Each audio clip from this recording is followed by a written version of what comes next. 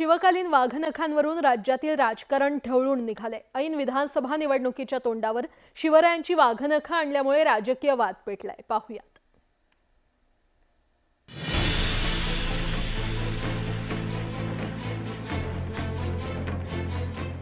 प्रतापगडावरील छत्रपती शिवाजी महाराजांच्या पराक्रमाचे साक्षीदार असलेली वाघनखं शिवप्रेमींना आता पाहता येणार आहेत।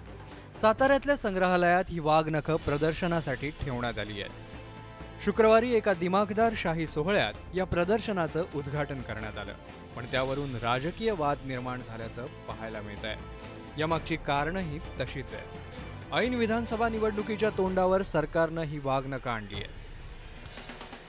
कसलं प्रेम तुम्हाला फक्त भावना, करोड रुपये खर्च करून ते आणले वाघनखं। त्या ज्या म्युझियम मधनं आणलंय, त्या म्युझियमचं नाव त्यांनी पत्र लिहून कळवलंय की ही नखं शिवाजी महाराजांनी वापरली की नाही हे आम्ही सांगू शकत नाही। तरी एवढं कामजाम कसं? भावना, बघा आम्ही शिवाजी महाराजांनी नखं आणली, बघा आम्ही शिवाजी महाराजांनी नखं आणली। काम काय शून्य।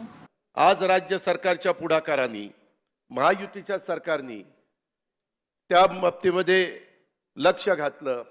मुनगंटीवार साहेबांनी पाठपुरावा केला आणि ते महाराष्ट्रातल्या आमच्या तमाम शिवप्रेमींच्या करता ती वस्तू, ते वाघनखे इथं आणून इथं आपण पहिल्यांदा साताऱ्यामध्ये ठेवणार आहे काही काळ। लोकसभा निवडणुकीत महायुतीनं दिलेला 45 पारचा नारा फोल ठरला। सत्ता हाती असतानाही लोकसभेत महायुतीला अपेक्षित यश मिळवता आलं नाही। मराठा आंदोलनकर्ते मनोज जरांगे पाटलांच्या आंदोलनाचा सत्ताधाऱ्यांना मराठवाड्यात मोठा फटका बसलाय। जरांगे पाटलांच्या आंदोलनामुळे मराठा आरक्षणाचा मुद्दा ऐरणीवर आलाय, तर ओबीसी संघटनाही जरांगे पाटलांच्या मागणीविरोधात आक्रमक झाल्यात। त्यामुळे आरक्षणाच्या मुद्द्यावरून सत्ताधाऱ्यांची चांगलीच कोंडी झाली आहे। आगामी विधानसभा निवडणुकीत मराठा आरक्षणाचा मुद्दा महत्त्वाचा ठरणार आहे, तर मराठा समाजाची नाराजी सत्ताधाऱ्यांना परवडणारी नाही। त्यामुळे सत्ताधाऱ्यांकडून मराठा समाजाला चुचकारण्याचा प्रयत्न केला जातोय। हे स्पष्ट आहे की विधानसभा निवडणुकीमध्ये छत्रपती शिवरायांचं नाव घेऊन मतं मागण्यासाठी हा प्रयत्न आहे। आणि हा काही पहिला प्रयत्न नाही, याच्या अगोदर पण छत्रपती के आशीर्वाद, चलो चले मोदी के साथ वगैरे अशा घोषणा देऊन भारतीय जनता पक्षाकडून छत्रपती शिवरायांचा जो एक महाराष्ट्राचा जो आयकॉन आहे, जो मानबिंदू आहे, तर त्याला थोडंसं पॉलिटिकली कॅच करायचा प्रयत्न केला। छत्रपती शिवाजी महाराज हे रयतेचे राजे होते।